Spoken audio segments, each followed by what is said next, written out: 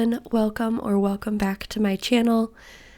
Today we are doing a quick painting in my sketchbook. First, we're going to go over my sketch with a layer of casein.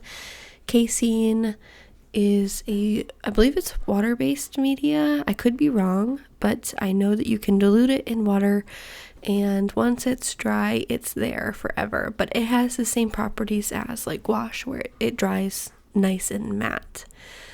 And I like to do this because I like to paint on a toned background. I like it personally. A lot of different artists will do this, even with like oil media. It's just a favorite habit of mine. It helps the light colors pop a little bit more. Plus, I like how it gives me a very basic foundation for the skin tones. I don't know if this sketch is something you guys would want to see, so let me know in the comments below if you guys want to see the whole thing from start to finish. Personally, I find it a little bit challenging to record the sketching process, but I can obviously make it happen if you guys want to see it. It is interesting, and I do personally enjoy watching other artists sketch before that they put the paint down too. So if that's something you guys want to see, let me know and I'll be sure to include it in future videos. This is just a reference photo that I found online. It's of Daisy from Downton Abbey, if you've ever seen it. She's one of my favorite characters, and she has very interesting proportions, so that's why I wanted to paint her. Plus, the reference photo had really nice light and shadow. That's something that you really have to look out for. If you're not taking your own reference photos, you just want to make sure that they have a really nice balance for light and shadows. I like them to be a little bit harsher. Some people like them to be a little bit softer, but I really like it when there's a clear difference between the light and shadows, and it really brings like not the texture of the face, but the hills and valleys of the face, if that makes sense. So I do kind of jump around with this portrait. Usually I try and start with the darkest values first, but for some reason I just kind of jumped around. It's what felt intuitive to me and most natural. So I did start with the eyes, which I usually like to do because it anchors the whole portrait together and is a really good starting point for me personally. That's what I like to do. That's what I've always done. And I do just like to add the darkest values there first, and I'll branch off of it and, move on to the rest of the face from there. But yes, I am using gouache, a mixture of Graham and Windsor and Newton. Sorry, I had to think there. And later on I do go in with colored pencil. If you look at this portrait and compare it to the previous video that I had posted, I do a much better job of laying down the gouache first. And you'll see that as we move on into the rest of the video, that I do like to... It's not that I'm not happy with the way that the last portrait was. It's just that I felt like I kind of relied on the colored pencils a little bit too much. So I feel like this is a really good balance.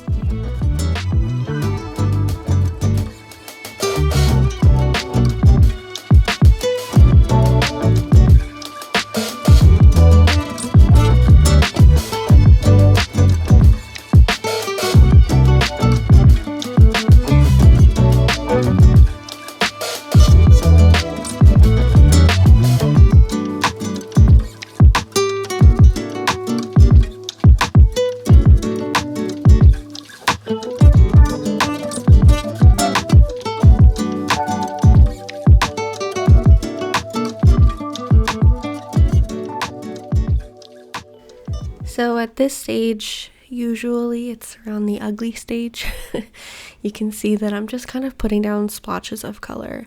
It'll be a little bit more prominent in a couple seconds, but I like to do this because it gives me a base value as to what I'm going for as far as colors and values, of course. So it gives me something to jump off of, and then later on I can go ahead and add to it. I used to work with watercolor a lot, so this is kind of second nature to me, working light to dark or dark to light, but in small amounts, if that makes sense. I like to build my painting up and go from there, but with gouache that's a little bit difficult, so that's why I bring in the colored pencils. Something that I did want to talk about is consistency and how it can make a humongous difference in your artwork. I've noticed, it's been since like last September, I think. I've been really trying to put the effort in to focus on my portrait paintings. I love painting portraits and I've been doing it for a very, very long time, but I also went a long time without drawing or painting anything. So I did have a little bit of a base to jump off of when I started to get back into it, but I really wanted to level up my artwork again. So I've been drawing and painting portraits very often. I made myself like a little itinerary and curriculum. I think this was back in maybe August and September. And I was consistent with it, and the amount of improvement I have seen in my portrait work is insane.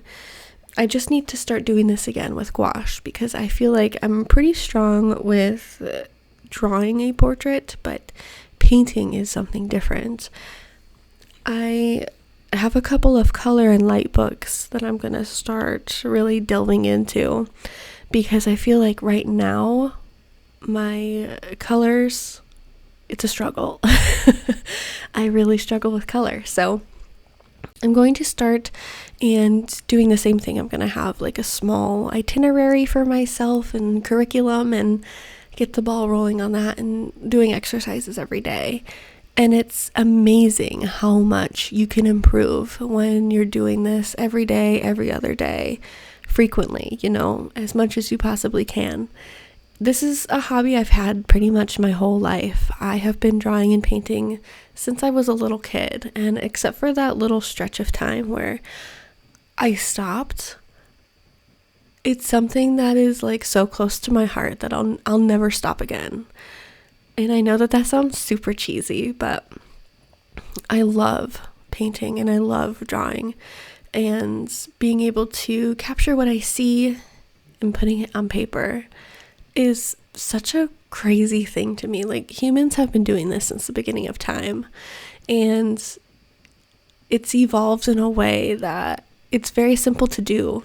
Like all you need is a sketchbook and a pencil, or paper and pencil, and it's something that, I don't know, it's just something that I love to do. So I want to be the best artist that I possibly can be, and with that comes consistency.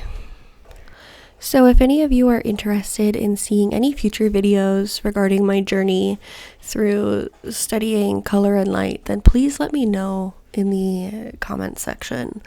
If you would like to see how I study and the little course that I make myself, if that makes sense, then go ahead and let me know, because that would be really fun to show you guys in a really fun like little segment here on my YouTube channel. I really had a lot of fun last time, and it was even more rewarding to see my, excuse you, Miss Luna. It was even more fun. Sorry, apparently Luna has some opinions on this subject as well. But it was so much fun to see myself improve and grow and change as an artist the last time I did this.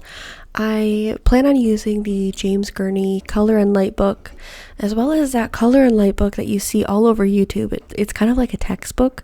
It's humongous, but it seems very valuable. If everybody else has it, it seems like it maybe could have some important information in it. I also think I'm going to use the James Gurney Imaginative Realism book. I feel like that could definitely help with my confidence in creating the paintings that I want to create. So I've mentioned before that I really have this like urge to draw and paint pictures of little like chipmunks and field mice in the woods. I don't know if I'm articulating that correctly or not, but it's something that I feel compelled to do. And I have a huge backyard now with tons of woods and forest in my backyard. So I have the opportunity to go and take decent reference photos now. And I just don't feel confident in my skills that I could really portray what I want to portray. So I'm going to be studying that book as well for that reason. So again, if that's something you guys are interested in, please let me know, and I would love to make it a little series.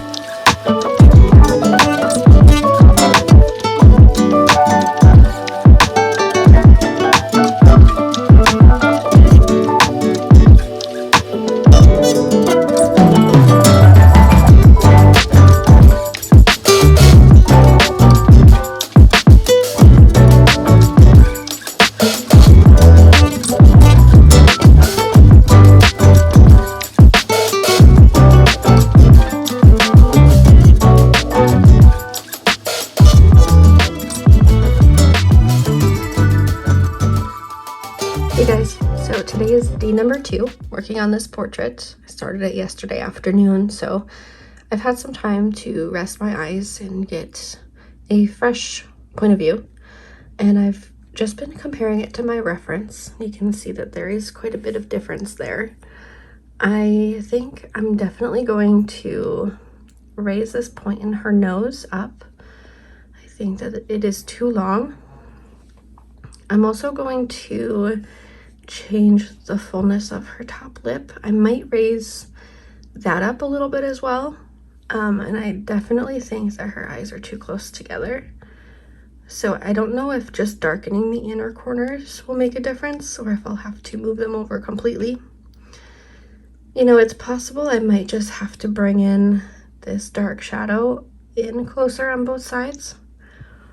And I think I'm going to also take some of this part off of her face. I feel like that's too broad. Once I do get her ears into, it'll make a little bit of a difference, but overall, I'm about maybe a third of the way in, and I'm fairly satisfied with it. It does look a little bit different on camera. Notice that this camera does happen to pick up a lot more texture, and it's definitely smoother, but yeah, we'll see. Hopefully I can make some changes and it looks a little bit more like Daisy.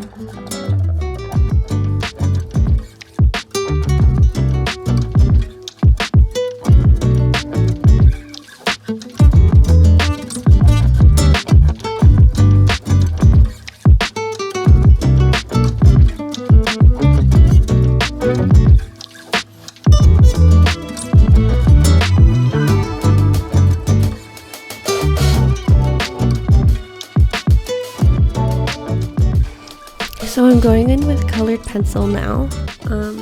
I've already used a little bit of colored pencil the previous day, but I feel like the second day you have fresh eyes and you're able to really adjust and see what you need to do to get the end result that you're looking for.